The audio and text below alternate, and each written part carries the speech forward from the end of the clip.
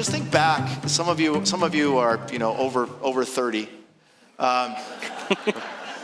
And you remember before there were cell phones, and some of us remember before color television. I mean, I think there's a few of you in this room, or some of you watching online.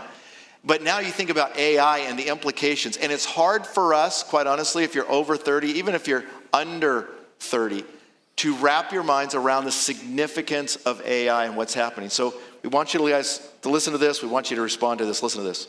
Feeling that I've had personally, just to share, is it's like it's 1944, and you get a call from Robert Oppenheimer inside this thing called the Manhattan Project. You have no idea what that is. And he says the world is about to change in a fundamental way. Except the way it's about to change, it's not being deployed in a safe and responsible way. It's being deployed in a very dangerous way. 50% of AI researchers believe there's a 10% or greater chance that humans go extinct from our inability to control AI. I think the danger of AI is much greater than the danger of nuclear warheads, by a lot.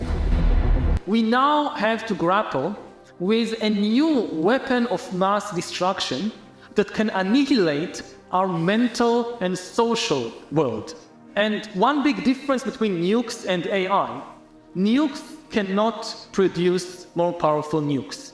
AI can produce more powerful AI. Well, this week, Grok 3, and they're about to announce 4 and 5 and release that, is better than the Chinese version.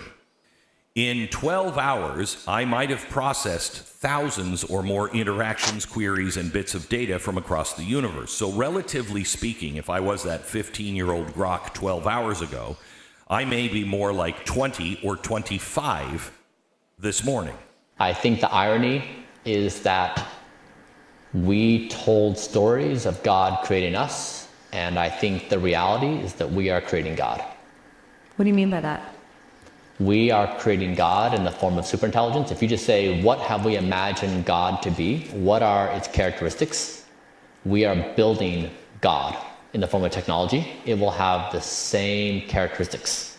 And so I think the irony is that human storytelling got it exactly in reverse, that we are the creators of God, that we will create God in our own image, which is why we should probably be equal to this moment and level up our game and be an improved species.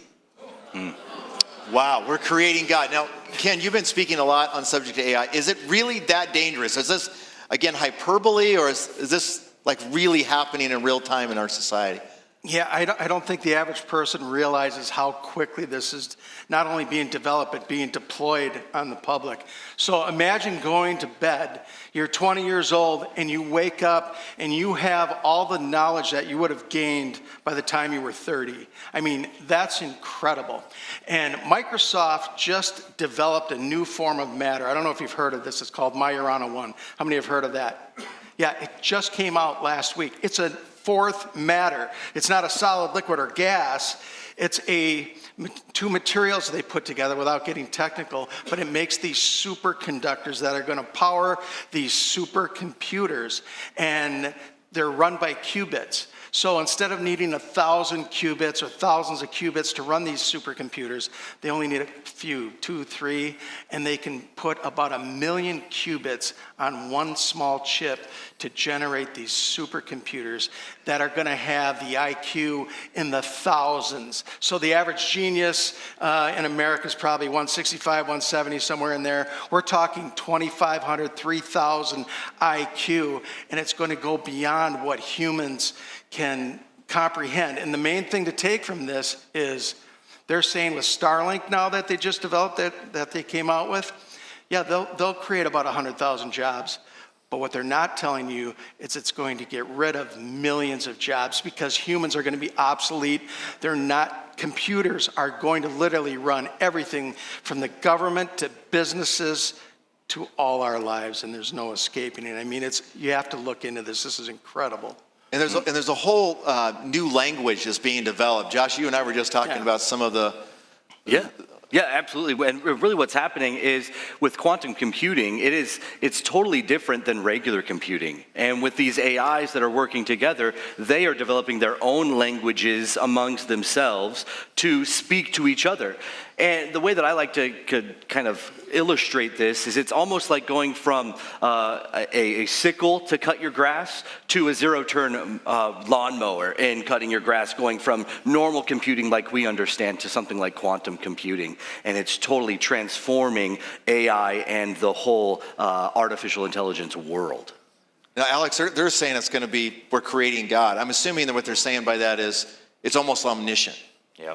Well, and I have been listening to these guys for a long time, and the thing that struck me more than anything else is they're, in many cases, literally parroting the oldest lie in the book, that this is going to give you eternal life without Christ, and it's going to make us into gods. And these are their terminology. I'm not using those words. They do. People like Yuval Noah Harari say, not only are we going to be gods, his idea of homo deus, we're going to be way better than that God in the Bible, because he could just create giraffes and trees and humans, organic life. We're going to be able to create inorganic life. So these are delusions. I do believe that AI is a tool, and like any tool, it can be used for good or for evil. Clearly, Satan wants to use this tool. It's very, very obvious. But I suspect at some point we're looking at another Tower of Babel type situation where God is not going to let it get far enough to the point where it is such a threat that his plan would somehow be interrupted. So there's a lot there. And I think there are potential good uses for AI. We certainly don't want the Chinese communists to end up dominating the AI field, but the potential for danger is huge. And the way that the people behind this are framing it. If you know about Silicon Valley, you know it's been intimately involved with the occult and the New Age from the very beginning. And so there's a satanic agenda here too, and I think we have to make sure we don't lose sight of that. Yeah, it's very interesting. The vocabulary is exactly what Satan says in Isaiah 14, and his ambitions to be God and to become gods. And so it's not surprising that, when you've been in the occult and you're an intellectual genius and you're involved in these cultic practices, that you would come up with the language of Satan, right? I mean, it's not surprising.